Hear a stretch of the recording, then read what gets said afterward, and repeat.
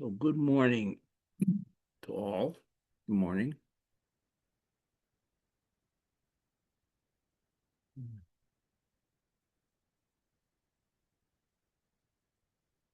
Lovely to see all your faces this morning.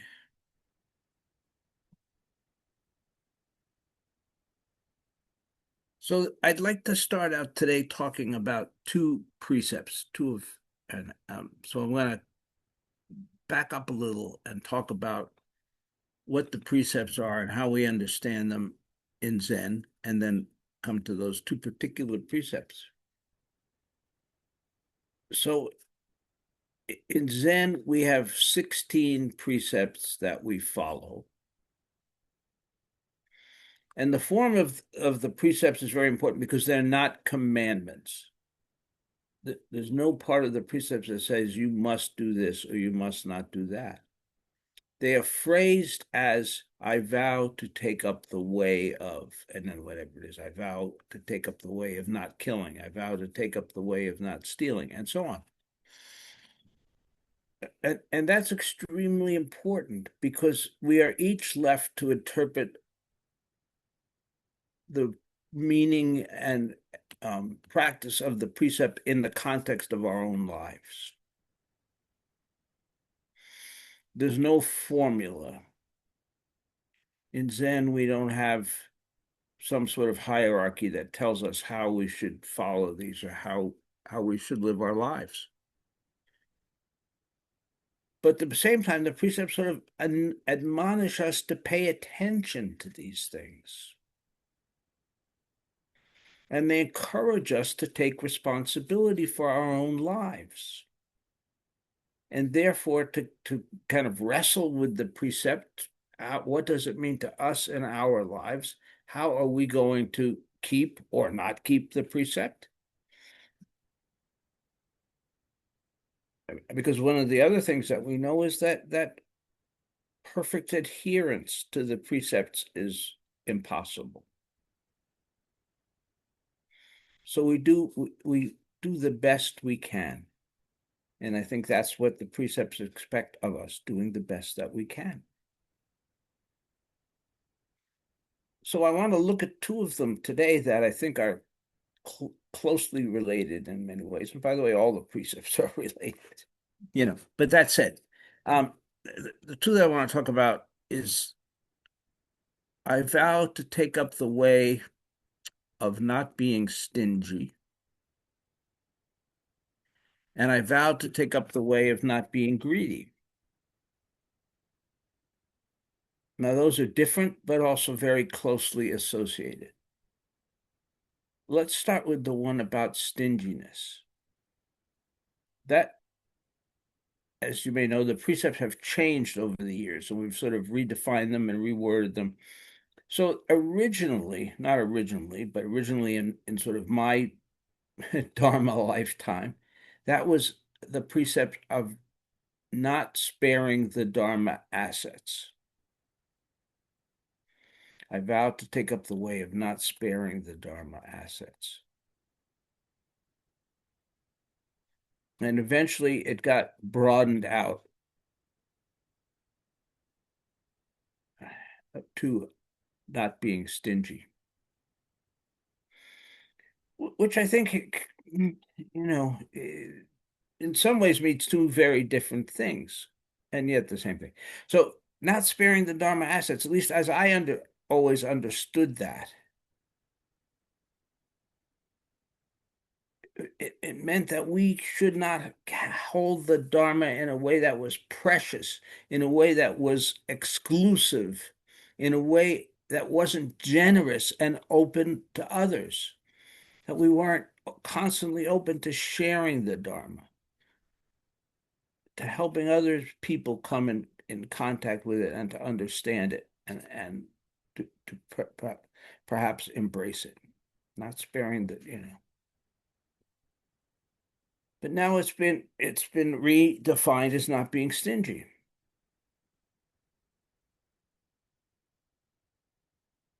And of course, there's a great Zen story. I'm going to attribute it to Hakuin, I don't, because I don't remember who it was, whether it was Hakuin or somebody else, but I'm going to say Hakuin, and you can fact check me. But anyway, so this story is where the thief comes into the monk's house in the night, and the monk wakes up and sees the thief stealing some of his possessions. And what's his response? He says, "Wait a minute, you haven't taken enough here." And he loads him up. He gives him more. He says, "Here, like that." The complete opposite of the way most of us would respond and the way we in this society are taught to respond, right? We need guns to protect our possessions. We need locks. We need alarm systems.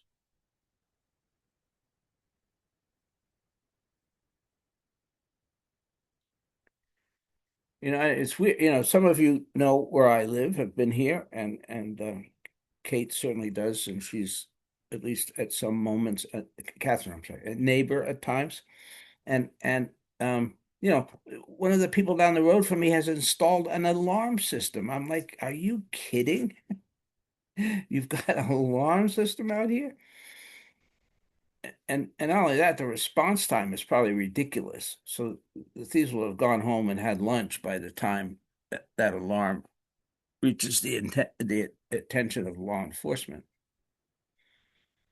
And then they have signs by their house, this house protected by United Alarm Company or whatever it is. So it's interesting, right? Because this stinginess can sort of transform into a kind of paranoia, a very much us versus them dynamic. Me, my stuff, my home, my property, and I need to defend it and protect it.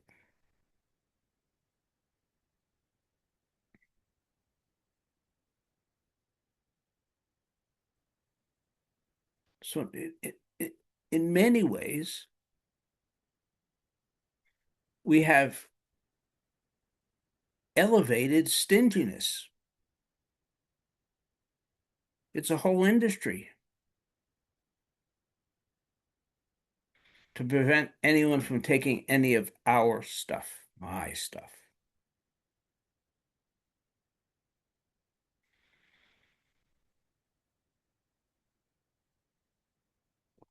Now let's take a look at the other one. About to take the way up of not being greedy. And with both of these koans, but it's a little more apparent here than it is in the stinginess one, but we'll come back to that. What is greed? How do we define greed? What is too much? Again, these are highly personal. They're highly relative in a sense.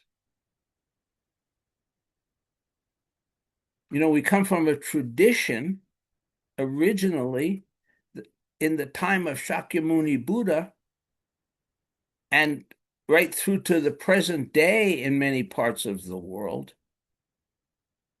A Buddhist monk has two possessions, a robe and a bowl. A robe to cover themselves, to be modest, and a bowl to eat. And of course, in the Buddhist time, they begged with that bowl. They went through the town and people gave them scraps of food, and that's how they survived.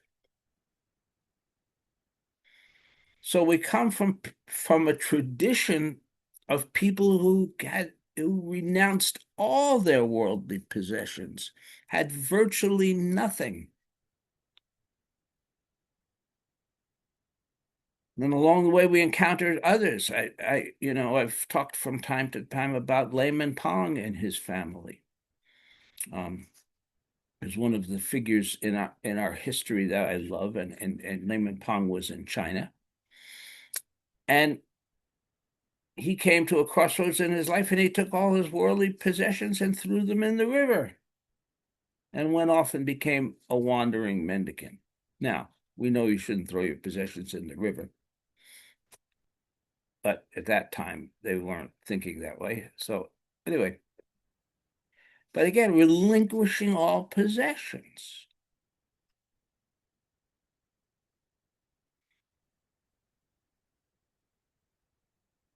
Now, most of us are going to reside somewhere between Elon Musk and Layman Pong,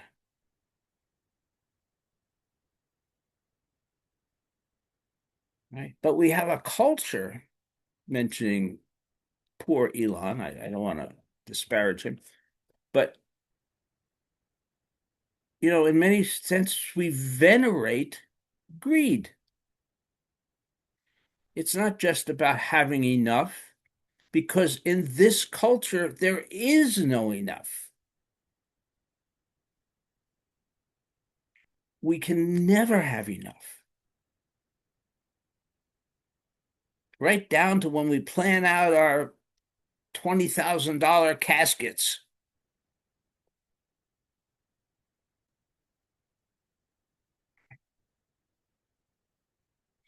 If we are living in the way that the culture teaches us, we are consuming every minute of our lives right up until our last breath.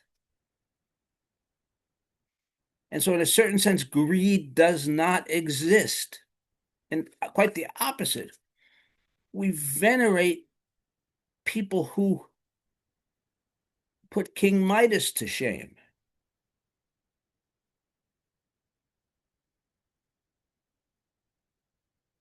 So this complicates, for me, it complicates the understanding of this precept of not being greedy. Where does that line lie between maybe being comfortable and living my life well and living in my life in a way that is greedy? Especially as we know that globally we're coming into a time of increasing scarcity. And while at this moment here in this country, a significant portion of the population, if not the majority, have enough, basically have enough to eat and so on, and many don't, but I would say the majority of people do. And yet, all over the world, including parts of this country, people are literally starving, don't have enough food.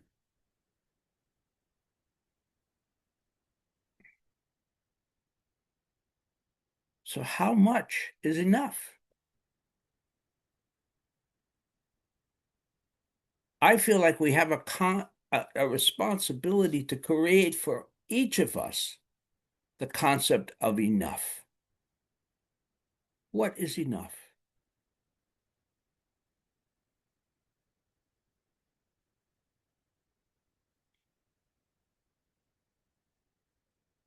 When do I step off the wheel of consumption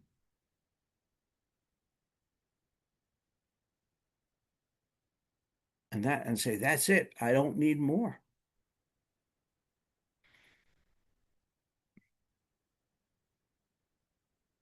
Susan and I had a little conversation. I'm going to tell secrets here, Susan and Dice on this morning, but about the fact of aging, the reality of aging, and that as we grow older and as we approach death, I think, we just naturally, if we are not resisting that, if we are living with the reality of our aging and death, we're just naturally kind of shedding things, wanting less things, not more things. We're not trying to build immortality out of stuff, which is what I think many people in this culture are doing. If I just get a bigger house, if I just get a nice enough car, I'm going to live forever. I think that's implicit in a lot of that and a lot of that greed-driven stuff, that we're going to somehow surpass our mortality. And we got people trying, right? They're trying right now to figure out ways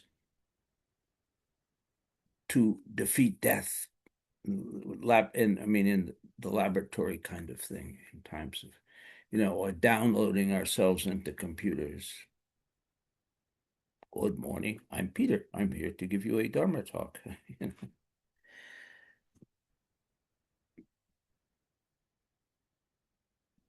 So in some ways, I think the denial of death and of aging and death, they're good friends, um, kind of drives some of this greed. But certainly, was it the Reagan era that we had that thing about he who dies with the most toys wins? Yeah, well, we don't say that anymore, but certainly that's the way many people are living, against this reality that we can't take anything with us. Hello? Possessions are meaningless, and yet we try to use them to create meaning. We try to use them to make ourselves special. We try to use them to make ourselves different. And of course, that's an exercise in futility. The more we have, the more we need to get, because those goals are unattainable through materialist means.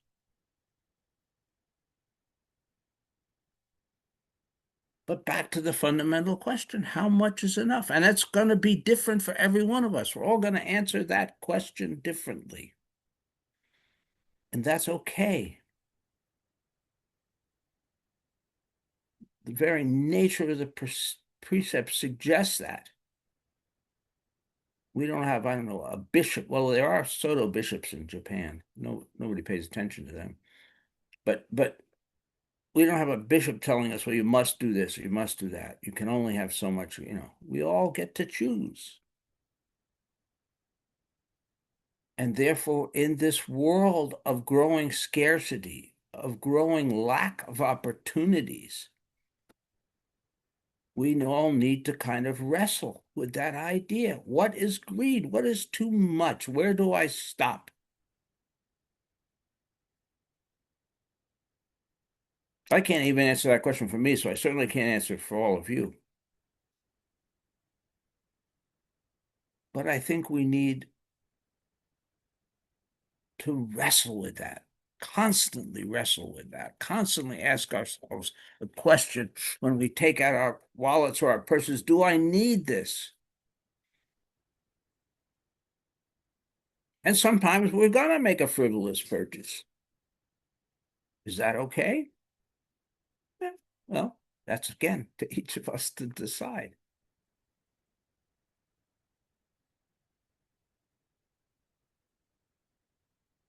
I am seriously contemplating the purchase of some ice cream this afternoon. Now, that is essential for life. So, I don't think that falls under the heading of greed, especially in June, in May. Ice cream, you need it. Anyway, but Lemon Pong didn't have ice cream. Mm-mm. So we got to say, and then the other way, not being stingy. When do I, again, now that no longer applies solely to the Dharma assets, but to all of our assets. And I think most of us would stop short of giving away all of our worldly possessions if a thief came into our house. Right? In fact, again, in this culture, we do think that's would be absolutely insane. But where is enough? I don't know how many. I probably get 50 solicitations a day from different charities, different groups that are all right. They're all good. They're all correct. And so where is enough? Where do I draw the line? Where do I cease? Or rather, where do I become stingy? And again, I'm not prepared to give away everything.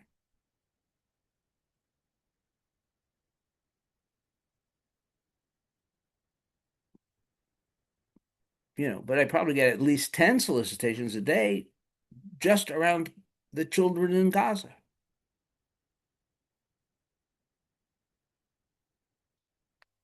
Who could be more deserving and more needing than children there now, where starvation is everywhere, where the war is everywhere?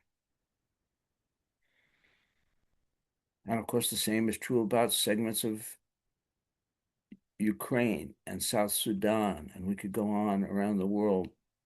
But again, right here, right here,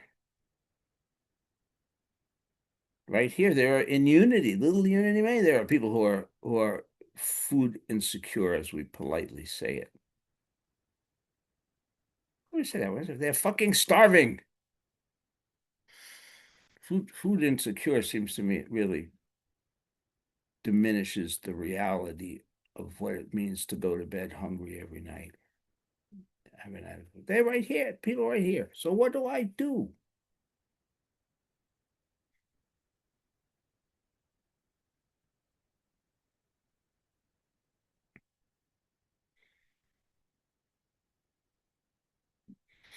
And of course, I'm just speaking materially. We could speak in other ways too. There's obviously we all have more to give than just material goods or money.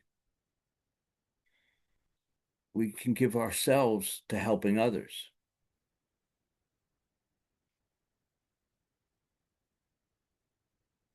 We can show up at a hospice or a food kitchen or a hospital or someplace where humans suffering is greater and needing help.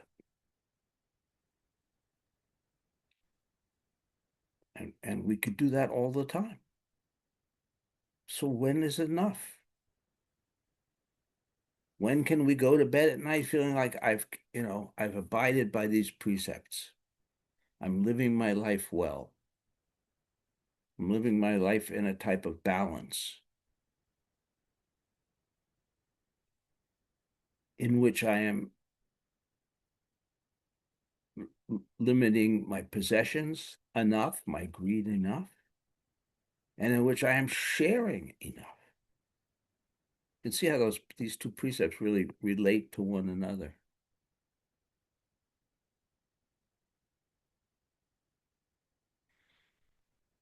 And again, I don't have even any answers to these for myself, let alone for all of you. We need to each wrestle with this and ask these questions.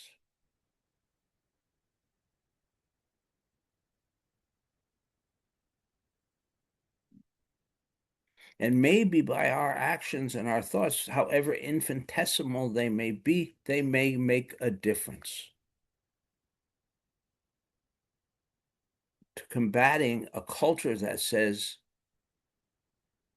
there are no limits on possessions. There's no such thing as greed. Infinite wealth is a reasonable goal for human beings.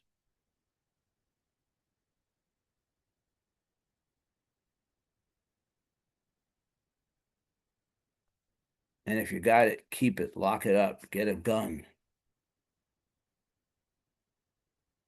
get a bunch of guns.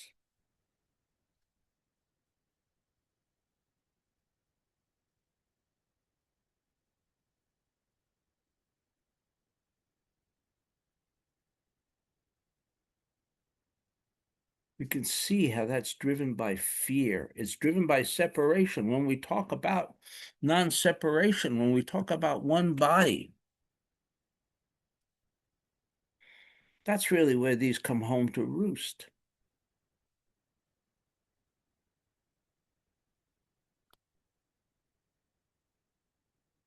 If we understand how we are connected to others, not just superficially, but intimately,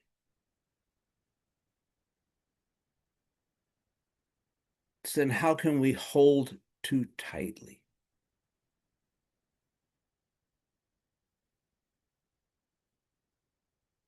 Excuse me. How can we fail to give to and help others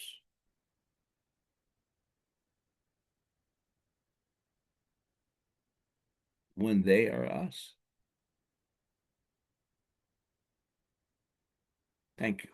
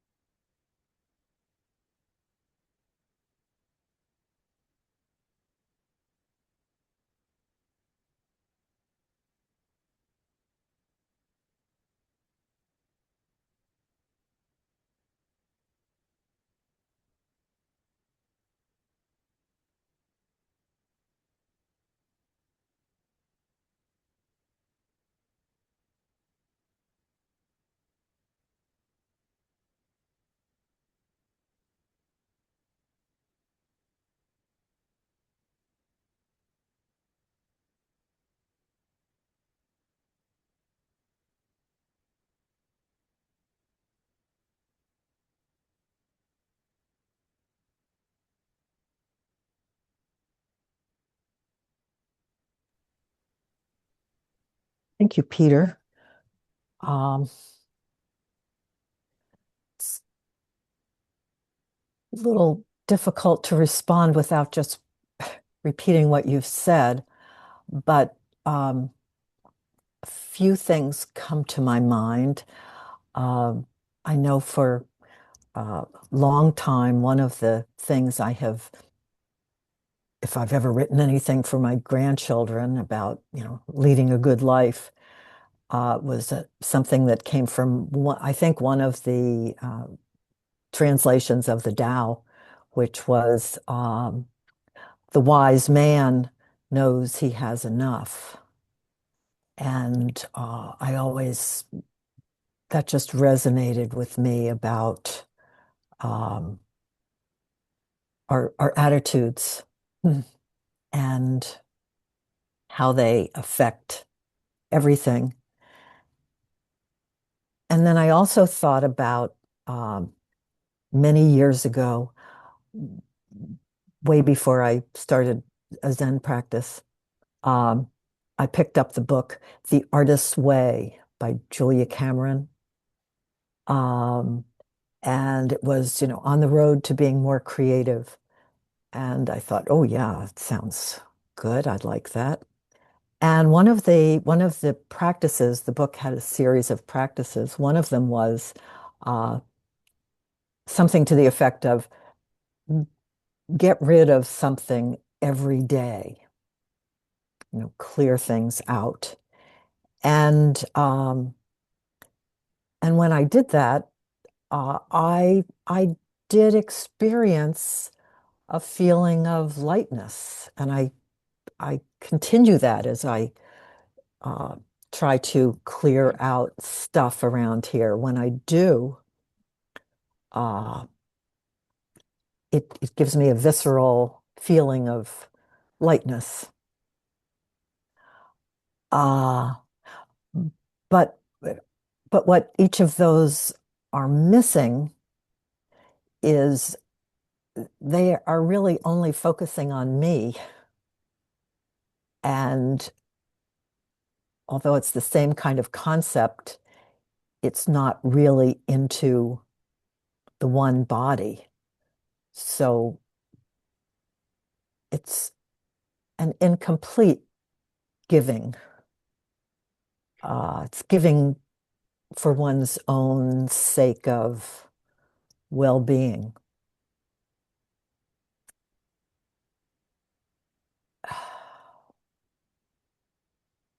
And putting it more in the context of the one body, how is my giving beneficial to others? How is my taking of something beneficial to others? Um, so it seems like that's what you're offering today is uh,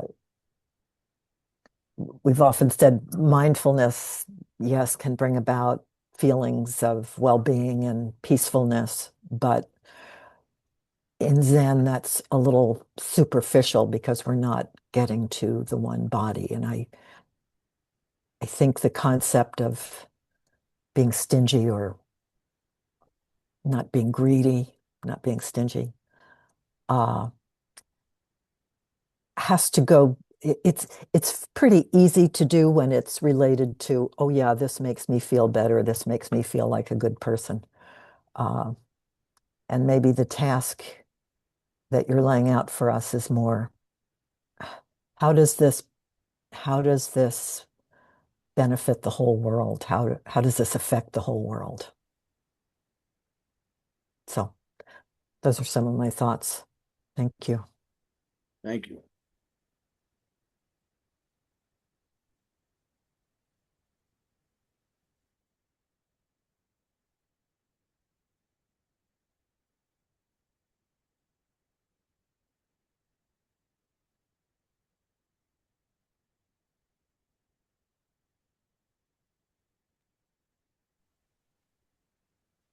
As you were speaking, Peter, I started to hear the lyrics of a song that I enjoyed years ago by Katie Lang, and it was called Constant Craving. And the line goes, Constant craving has always been. And it's a repeating phrase. And it really gets me to think like, how much of that nature, that we're really trying to um, keep in a reasonable space. Um, because you're right, when you talked about greed, like I think the whole definition of greed is that it's a constant craving. It's an insatiable feeling. There always needs to be more. And as you said, Susan, when do you know that you have enough? And maybe we don't. Maybe it's not something we really understand. Maybe it's more primal, like in survival, like storing acorns, how much is enough for the winter? And I also wanted to comment that I think ice cream cones are the perfect Zen dessert because of its impermanence.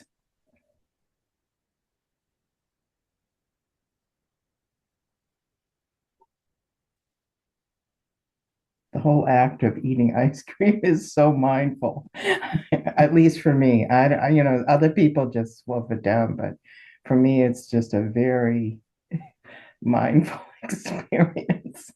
All the sensations. Oh no, now I want one. Oh, okay. Well, it is nirvana, to be absolutely clear. Peter, there's also the constant craving of wanting to understand, wanting to be open, wanting to experience that. So, I mean, that's a different, it's a void, or it's a never thinking or always thinking there. I don't get it yet.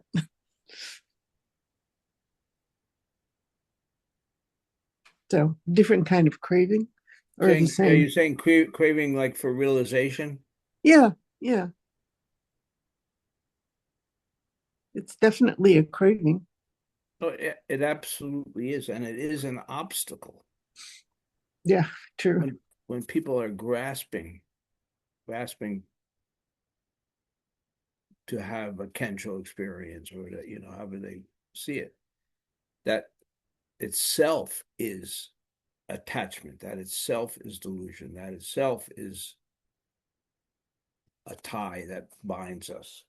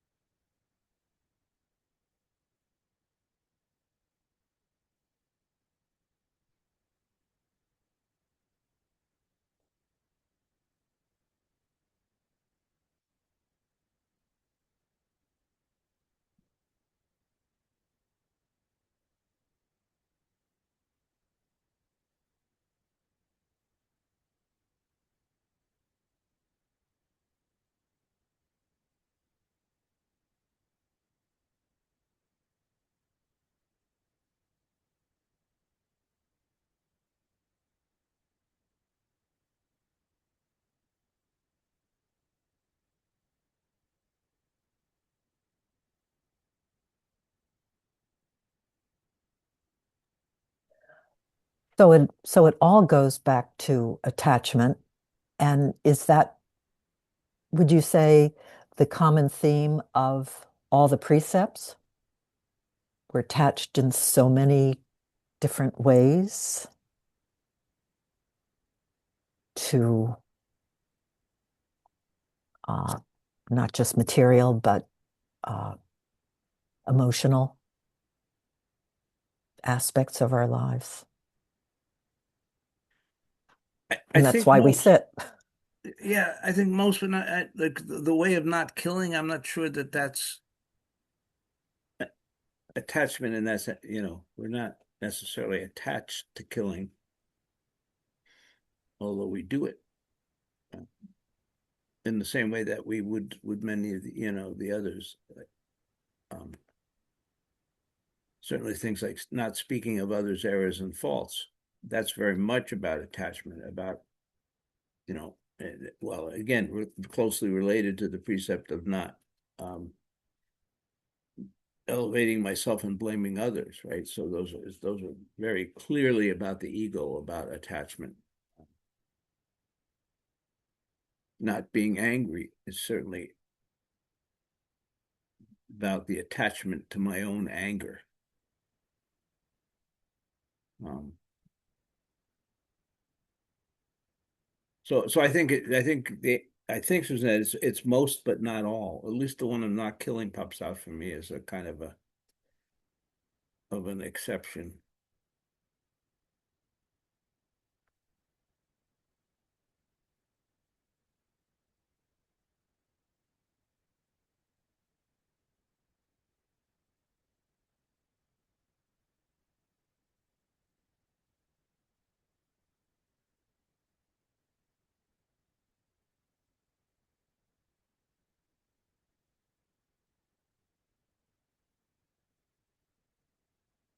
And then there's a sort of another argument, way back when I was studying with Daido Roshi, he brought up, he kind of made the statement that, you know, owning the Mercedes is not the problem. Attaching to owning the Mercedes is the problem. So if we take, in a certain sense, a kind of strictly Buddhist point of view, and if we like, if I have $10 million, but I'm not attached to it, by Dido's logic, we'd say, okay, well, that's perfectly all right, you know. Um, and so that argument of non-attachment,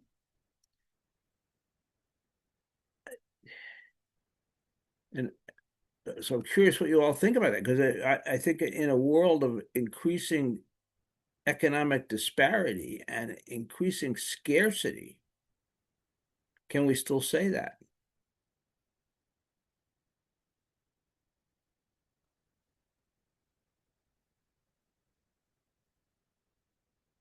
Maybe today we wouldn't say a Mercedes, we'd say a Tesla.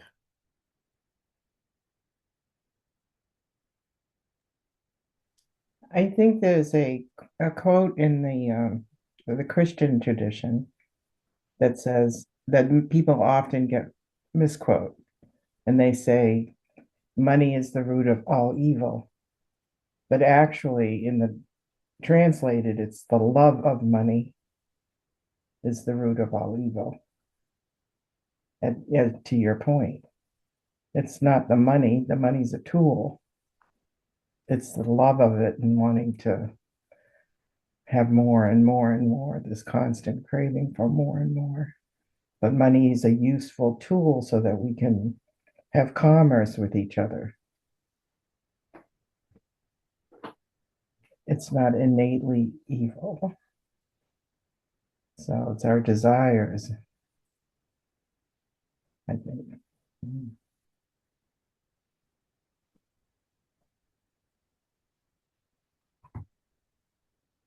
Well, certainly from a Buddhist perspective, the craving is a problem, or at least the craving, because it's a manifestation of the attachment.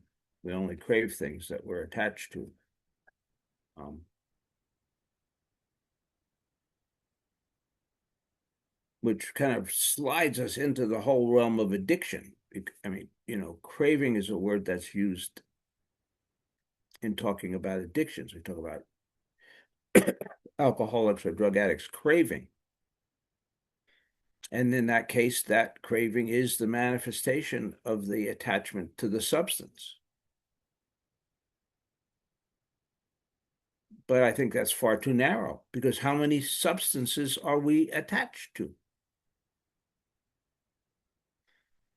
Now, drugs and alcohol might be among the most destructive, but they're certainly not the only things, we're constantly attached to things. And we might say, okay, well, yeah, but whereas attaching to drugs and alcohol is and craving those is destructive, if I'm attaching to exercise, maybe that's okay, or, some other more benign thing. Now, the Buddhist point of view, the Zen point of view would be no, any attachment doesn't matter that whether what thing we're attaching to is a good thing or not. Except ice cream. I do have to keep making that qualifying that attachment to ice cream is not craving or delusion. It's divine.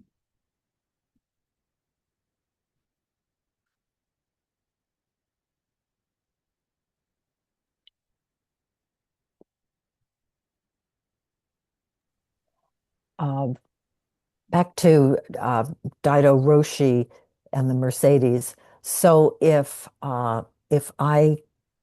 think that maybe the question is if I had $10 million and someone just gave it to me, or I inherited it from my family and it's just sitting there doing whatever, and I lead a simple life and I don't really care that it's there. I don't pay attention to it. It's just there. Um, is that is that enough? Or is there an obligation for me to give that away? So I guess that distinguishes between not being greedy and not being stingy. So I might not be greedy. I'm not trying to get more. I'm not caring about that money that's there. But perhaps I'm certainly being stingy if it just sits there and I don't do something to help others.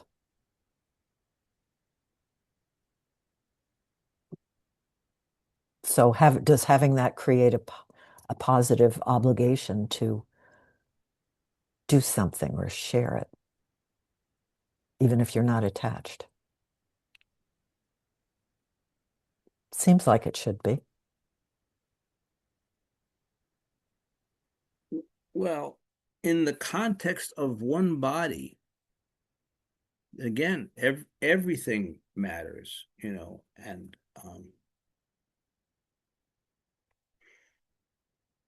that opportunity to help others is foregone, and that's a loss in my view. Now does that say, okay, give it all away? I don't know that.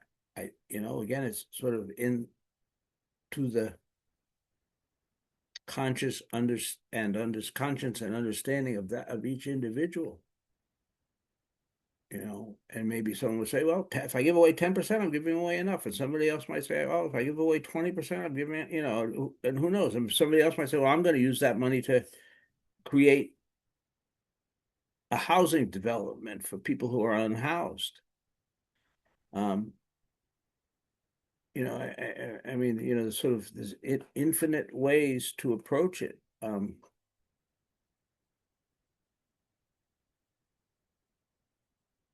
But thank God I haven't got that problem of deciding what I'm gonna do with the $10 million.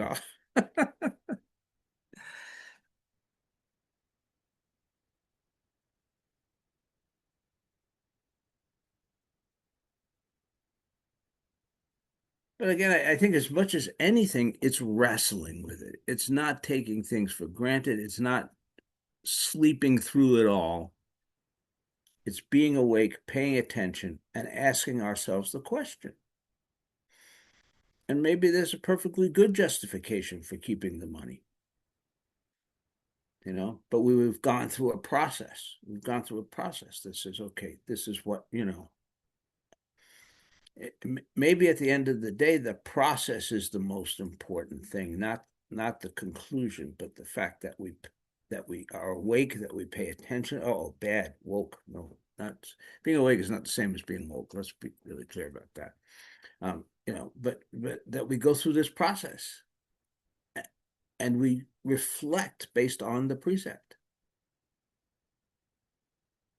And maybe we go to others whose opinions we trust. And, I think that's often a good idea, right? Because our own ego is very clever and it can.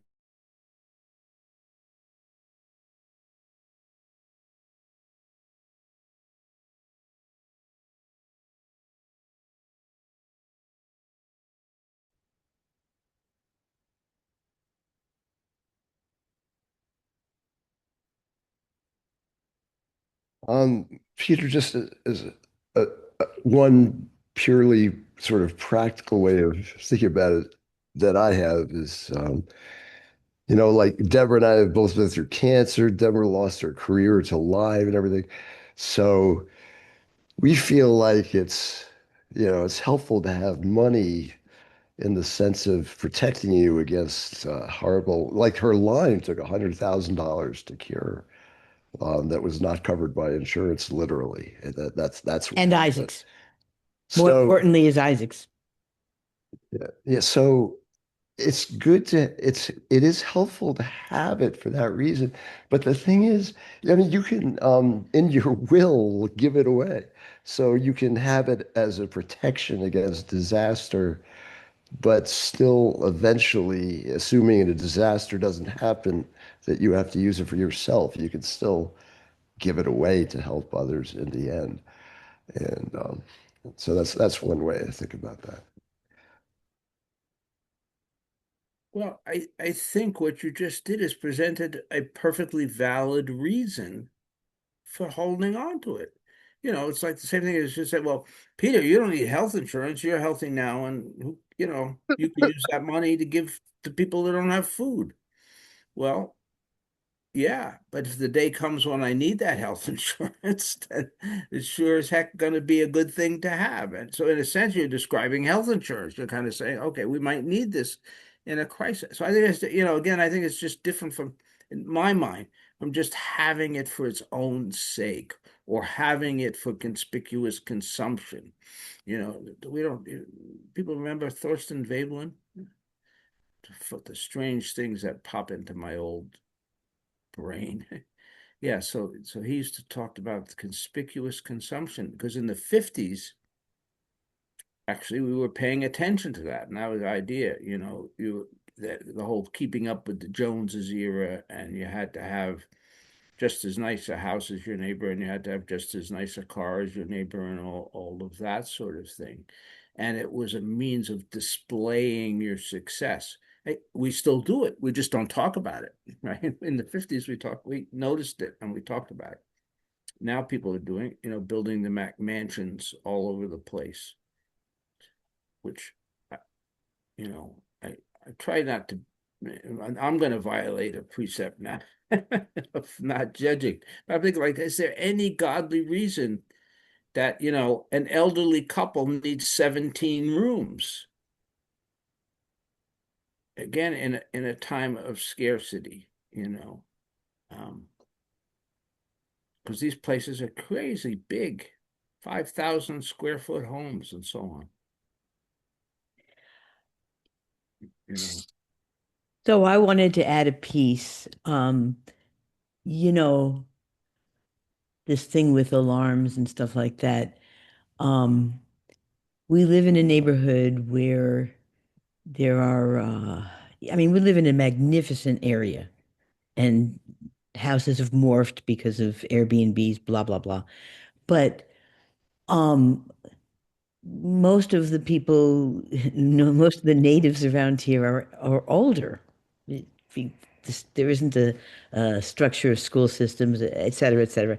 So, um, so I don't know, about a month ago or something, there were two robberies, and yeah, some guy caused a five-car pileup and almost killed the people who piled up. He was Police running away running. from the police. I mean, just And it was on an alarm system camera that they caught his face and were able to identify who it was. So, we have an alarm system.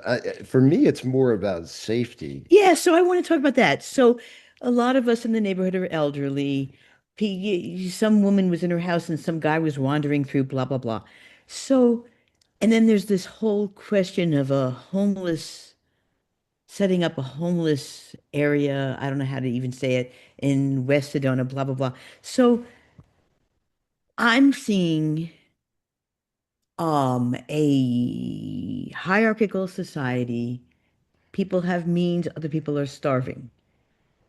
Um, People are on drugs and other things as being very simplistic. Part of that is dealing with the cruelty of our society. Society is cruel. There are many ways of responding to that. But as an offshoot of that, crazed people who could be on drugs or whatever and or are desperate. So if somebody came to my house right now, um, I would be afraid that they would shoot me, or more importantly, shoot my husband. It's just that simple. So if somebody were to come in, I could say, sure, take it, take it, take it. There's fear. Why is there fear? I believe because we are enmeshed in cruelty and desperation, and everybody is one way or the other responding to that. So I want to contrast that to when I was a physician.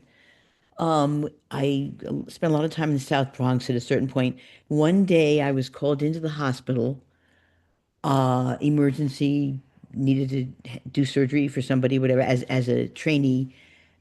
And they were shooting. There were people, the South Bronx, God forbid, people were shooting, and the police would not let me in. And I had to go in. But one of my patients saw me and said, "Oh, that's my doctor. That's Dr. Hoffett." And he showed me around the back way. So he could jump in my car, show me around the back. I was, and so because we were in my experience of it was because I was in the flow of mutuality, respect, and service. Even though there was somebody shooting at the front of the hospital, we could go around the back. And to me, that's nirvana. This is kind of a bizarre thing to say, but when you are in a state where you not even thinking about fear, but it was in the context of hell. I mean, I'm sorry, the South Bronx was humanly, anyway, I'm talking too much about it. So the question is, I see that our fear here is because we have and so many have not, and because there is so much uh, inflicted damage that manifests in various ways, including drug use. But still, we sit with the fear. So is it okay for me to say, fine, the guy may shoot me. That's life. This is because we created all this, blah, blah, blah. And then what about my kids? I'm just saying it's complicated. It's very, very good. Do I deserve is even a problematic word. Is it okay to be open to being shot? I don't, I- could I give more if I were not shot? Could I be a meaningful presence? Or, but we've created all of this. So, so here we are. We have an alarm. I have thought about getting a gun. I have not done it. I realized that I don't think I could pull the trigger. And if I did pull the trigger, what would that mean? Blah, blah, blah, blah, blah. But it's all because we are, I mean, speaking very, very simplistically, this is an untenable, cruel society where we see all the manifestations of it. And the solution is being all one connected and not being cruel. But so which precepts precede the others, and how do you deal with where we are now? And I'll stop talking.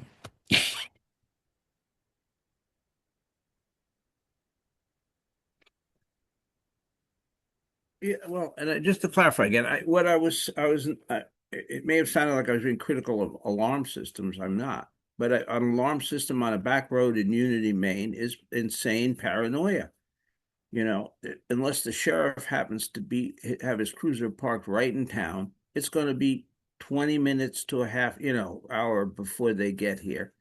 Whoever it was will have packed up everything in the house and gone long, so on and so forth. So, and they're in neighbors. This is, to some extent, it's still a neighborhood, which is a thing that we're losing. Very different. So different kind, these things kind of in a more urbanized place or even a more suburbanized place, it may be perfectly appropriate. I'm just saying, kind of out here in the woods, it's a little, in my view, a little over the top. But that's, quick segue has nothing to do with Zen. You mentioned a gun. I used to teach self-defense, taught it for many years. What I used to say to people is if you want to protect yourself, don't get a gun, get a dog.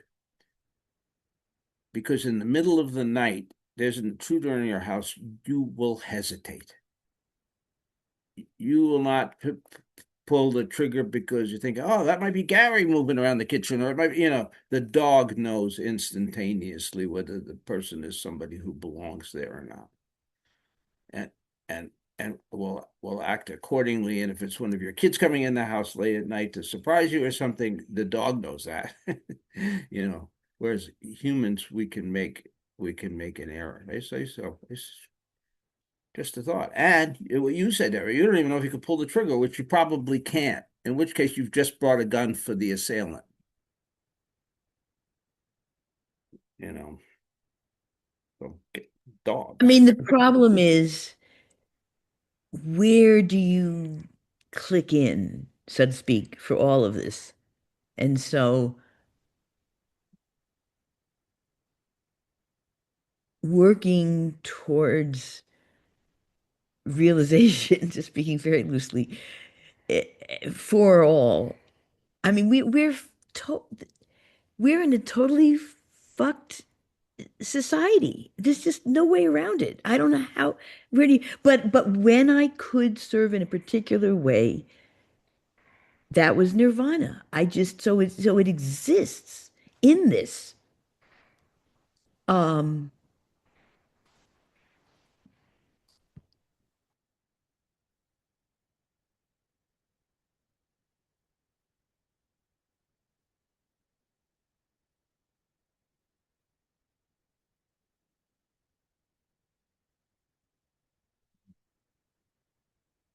This is the nature of the precepts. This is exactly, excuse me, what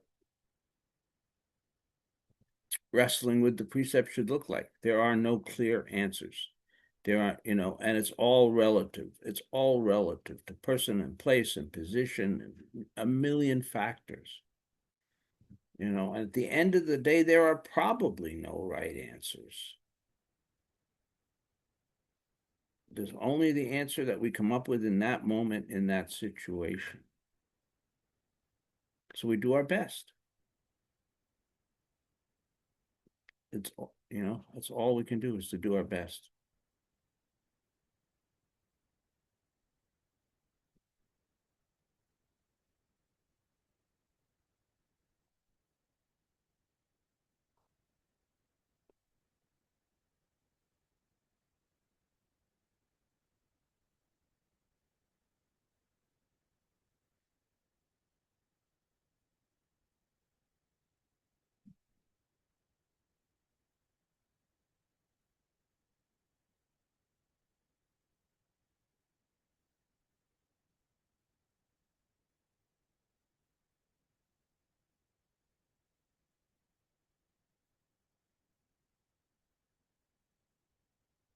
Okay, it is getting late.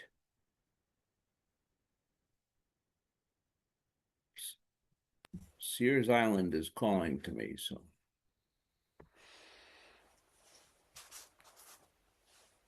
We say our vows.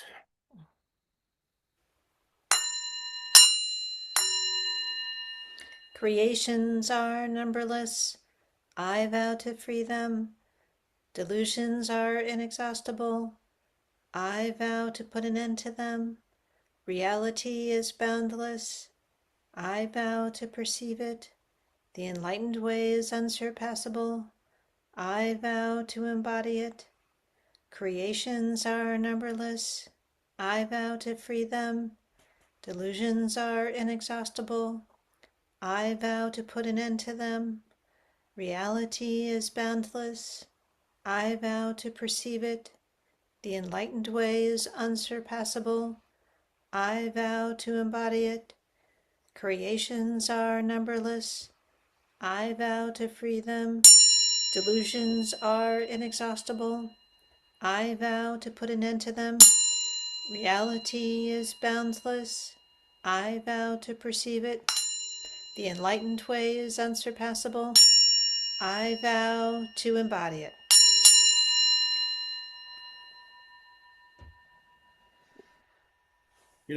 Closing note, and then we'll go on.